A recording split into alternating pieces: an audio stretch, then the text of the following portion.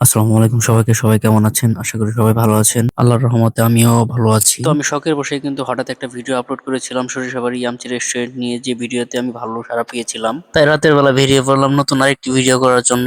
আপনারা এই পরিমাণ ভালোবাসা দিবেন সেটা কিন্তু আমি কল্পনা করতে পারিনি। চারপাশ স্তব্ধ, রাস্তা ফাঁকা, বাতাসে এক ধরনের ঠান্ডা প্রশান্তি। দিনের ব্যস্ততা পেছনে ফেলে এমন রাতে মনে হয় সব প্রশ্নের উত্তর এই নীরবতার মাঝেই লুকিয়ে আছে। আমি ছুটে চলেছি, ঠিক কোনো গন্তব্য নেই, শুধু চলার মাঝে নিজেকে খুঁজে নিচ্ছি। কিছু পথ নিঃসঙ্গ মনে হয়, কিছু মুহূর্ত হৃদয় ছুঁয়ে যায়, আর কিছু অনুভূতি মনের গভীরে নাড়া দিয়ে যায়। আজকের এই রাতটা এমনই ঠান্ডা হাওয়া গায়ে এসে লাগছে, যেন কোনো পুরনো স্মৃতি ছুঁয়ে গেল। কবে যেন ছোটবেলায় স্বপ্ন দেখতাম বাইকে করে রাত জেগে ঘুরবো শান্তির খোঁজে। আজ সেই স্বপ্নের মধ্যেই হয়তো হাঁটছি। সময়টা একাকী হলেও একঘেয়ে নয়, বরং এই নিঃশব্দতার মাঝেই জীবনের অনেক প্রশ্নের উত্তর লুকিয়ে থাকে। কখনো কখনো বেরিয়ে পড়া দরকার, নিজেকে বুঝতে, অনুভব করতে, আর একটু শান্তি খুঁজে পেতে। যদিও হুটহাট করে বেরিয়ে পড়েছিলাম, তবে বের হওয়ার পর ঘুরতে ঘুরতে কিছু কথা মাথায় এলো। সময়টা খারাপ এবং অধিকাংশ মানুষেরই জ্বর হচ্ছে, যেটা ভাইরাস জ্বর নামে পরিচিত। তো এই ভাইরাস জ্বর আসলে কিন্তু অবশ্যই বেশি বেশি আনারস, জাম্বুরা এই ধরনের ফলগুলো আপনার খেতে হবে। আমার বাড়িতেও কিন্তু এই জ্বর আক্রমণ করে ফেলেছে অলরেডি, তাই ভাটারা বাজারে আমি কিন্তু আনারস এবং জাম্বুরা নেওয়ার জন্য থেমে গেলাম। এখানে একজন মুরব্বী আনারস বিক্রি করছে, তো তার কাছে গিয়ে কথা বলে জানতে পারলাম এটা মধুপুরের আনারস এবং এটা অনেক মিষ্টি হবে। উনি মোটামুটি গ্যারান্টি দিয়ে কিন্তু আমাকে আনারস গুলো নেওয়ার জন্য বলছে মিষ্টি হবে, তাই আমি আনারস গুলো নিয়ে নিয়েছিলাম। আনারস নেওয়ার পর আমার মনে হলো জাম্বুরা নেওয়া উচিত। সাইডে আমি দেখতে পাইলাম এক চাচা জাম্বুরা নিয়ে বসে আছে। তো জাম্বুরা গুলাও দেখতে খুবই ভালো। চাচা আমাকে বললো যে জাম্বুরা নিশ্চিন্তে নিয়ে যেতে পারেন, এটা পর্যাপ্ত মিষ্টি হবে এবং ভেতরে লাল হবে। তো লাল জাম্বুরা খেতে এমনিতেই অনেক ভালো লাগে, তাই আমি জাম্বুরা নিয়ে নিলাম। নিস্তব্ধ আকাশের নিচে শান্ত একটি রাস্তায় ঘুরে আপনাদেরকে দেখানোর জন্য মূলত বের হয়ে এসেছিলাম।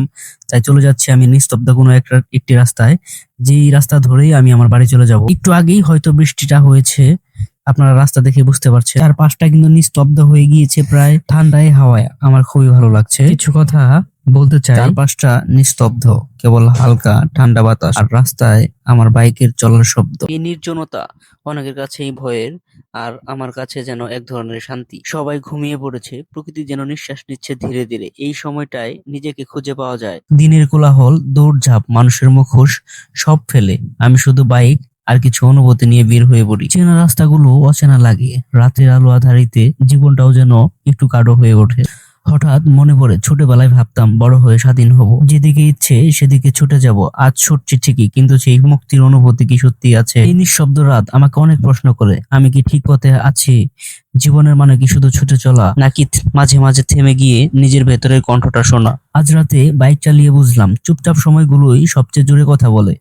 এমন এক একটা রাত থাকে যেখানে শব্দ নেই, তবুও অনুভূতি ঝড় তোলে। রাস্তাগুলো ফাঁকা হলেও হৃদয়টা আজ অনেক কিছুতে ভরা। এই রাত, এই ঠান্ডা হাওয়া আর এই একাকী পথ চলা হয়তো ঠিক এমনই কিছু মুহূর্ত আমাদের জীবনের গল্প গড়ে তোলে। মানুষের জীবন নানান রঙে সজ্জিত থাকে, মানুষের জীবনে অনেক কষ্ট আসে, দুঃখও আসে। আমার জীবনে এসেছে। যেমন দেখেন, একটু আগেই আমি রাস্তা দিয়ে আসছিলাম, রাস্তাটা কিন্তু ভালো ছিল, হঠাৎ রাস্তা ভাঙা। সুন্দর রাস্তাটা যেন মুহূর্তেই অগোছালো হয়ে গেল। নিস্তব্ধ, ঠান্ডা, সুন্দর একটি রাস্তায় আসতে আসতে আমি কিন্তু ভাঙা এবং পানি জমে থাকা একটি জায়গায় চলে এসেছিলাম। ভালো রাস্তা পাড়ি দিতে না দিতেই খারাপ একটি রাস্তার সামনে কিন্তু চলে এসেছি। আমাদের জীবনটাও কিন্তু একই রকম, অনেক স্মৃতি জড়িয়ে আছে, অনেক ভালো সময় কাটিয়েছি, অনেক ভালো সময় হয়তো কাটাবো, অনেক কষ্টে সময় পার করেছি, হয়তো সামনে আরো কষ্ট হবে। তবে আমি মন থেকে বিশ্বাস করি, মানসিক ভাবে যদি নিজেকে অনেক বেশি পরিশ্রমী হিসেবে করে তোলা যায়, জীবনের চলার পথ হয়তো কঠিন হবে, তবে টিকে থাকা খুব বেশি মুশকিল হবে না। আমি কিন্তু অনেক বেশি কথা বলে ফেলেছি।